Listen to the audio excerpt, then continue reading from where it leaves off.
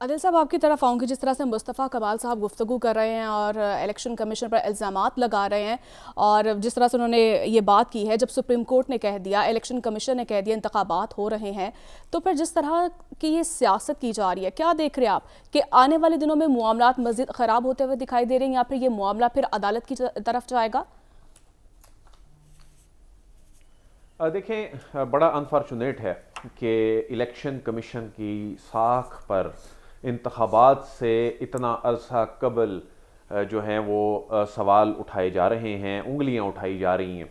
अच्छा, आप ये देखें कि जो पीपल्स पार्टी है वो भी लेवल प्लेइंग फील्ड का शिकवा कर रही है। जी। उसके जो हरीफ हैं वो भी वहाँ पर सिंध में आज यही बात कर रहे हैं, इलेक्शन कमीशन ऑफ पाकिस्तान की कारकर्दगी पर, उसकी साख पर सवाल उठा रहे हैं।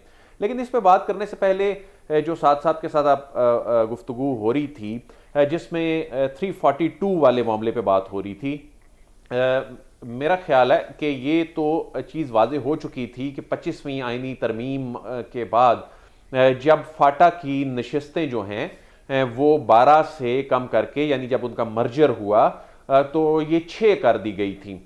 और उस वक्त उनका जो तसलसल था गुज़श्ता असम्बली में, उसने उसको कंटिन्यू किया। यही वजह है कि उस वक्त तक 342 थी और अब जो हैं वो 336 रह गई हैं। बाकी जहाँ तक मामला है कि इलेक्शन कमीशन की साख पे सवाल क्यों उठ रहे हैं, जी।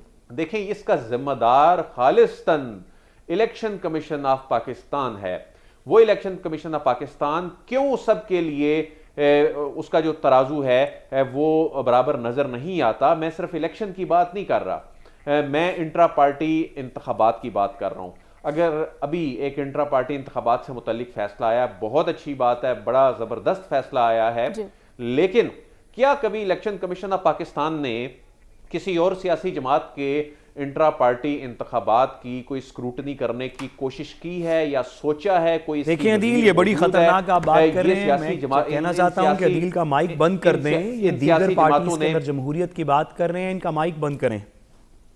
जी आदिल साहब, इन सियासी जमातों में साद रसूल साहब ये अपने पार्टी के लेटर हेड के ऊपर प्रिंट आउट निकाल के इलेक्शन कमीशन ऑफ पाकिस्तान को देते हैं, वो उसे मिनवान तस्लीम कर लेता है। लेकिन हम मैं देखते अपने दिलों हैं के कि वजीर आज़म के बारे में इस तरह ये की बात नहीं सुनता, मुझे तो आवाज ही नहीं आ रही। जी। फिर जी इसी आदिल तरह साहब। ही पार्टी फंडिंग केस में साद रसूल साहब, पार्टी फंडिंग केस में हम देखते हैं कि वो इलेक्शन कमीशन बरसों से दूसरी जमातों के केस भी पड़े हैं, आप उन्हें निपटाएं और क्लीन चिट दे दें, कोई मसला नहीं है, आप दें, मेरिट पे फैसला करें। लेकिन वो आप केसेस, उसमें आपकी कोई जल्दी क्यों नजर नहीं आ रही? तो ये सवाल तो फिर उठेंगे। फिर इंतखाबात की तारीखें, यानी 2 अप्रैल 2022 में हमने देखा कि इलेक्शन कमीशन रिलक्टेंट था इंतखाबात कराने के हवाले से। हालांकि इसकी जिम्मेदारी है, हर वक्त इसको तैयार रहना चाहिए। उसने कहा जी हमें 8 महीने चाहिए। जब असम्बलियां डिसॉल्व हो गई उसके बाद उसने तारीखें देने में हिचकिचाहट की, फिर एक तारीख दे दी, फिर उस पर इलेक्शन नहीं कराया। फिर जब सदर ने तारीख देने का फैसला उस वक्त किया तो उस वक्त कहा जी ये तो आपका इख्तियार ही नहीं है। एंड पे जाकर फिर इलेक्शन कमीशन जो है वो जाकर बैठ गया, ऐवान सदर जी नहीं, ये तो आप ही का इख्तियार था। अदिल साहब, वोटर्स की तादाद में करोड़ों में इजाफा हुआ, सीट्स कम करने की जो ये वजूहात है ये सामने नहीं अभी तक आ सकी, क्या वजह क्या है ये? नहीं, देखें, ये सीट्स जो होती हैं ना, ये जो सीट्स हैं, ये आईने पाकिस्तान में जो सीट्स मुतय्यन कर दी जाती हैं, इलेक्शन कमीशन उससे पीछे नहीं हट सकता।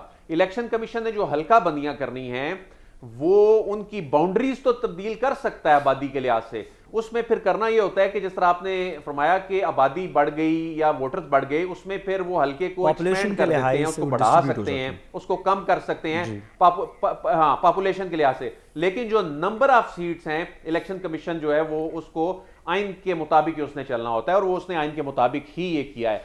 लेकिन ये सारी जो मैंने बात की ना कि इलेक्शन कमीशन के से मुतल्लिक जो हम शिकवे शिकायतें और हम ये बातें कर रहे हैं, देखें ये उसकी इस्लाह और बेहतरी के लिए कि आप अपनी जब साख के हवाले से जो सवाल उठेंगे, जब आप एड्रेस नहीं करेंगे, इससे मुल्क और कौम का नुकसान होगा।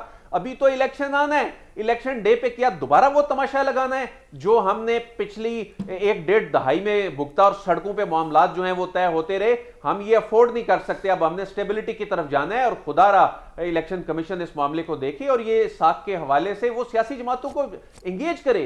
वो सियासी जमातों को उसको ये वजाहतें देने की कोई जरूरत नहीं है कि जी ऐसी बातें क्यों की जा रही हैं, इलेक्शन होंगे नहीं। ये तो सुप्रीम कोर्ट ने वाजे कर दिया कि इलेक्शन होके रहेंगे, पत्थर पे लकीर है, इसमें आपका कोई कमाल नहीं है।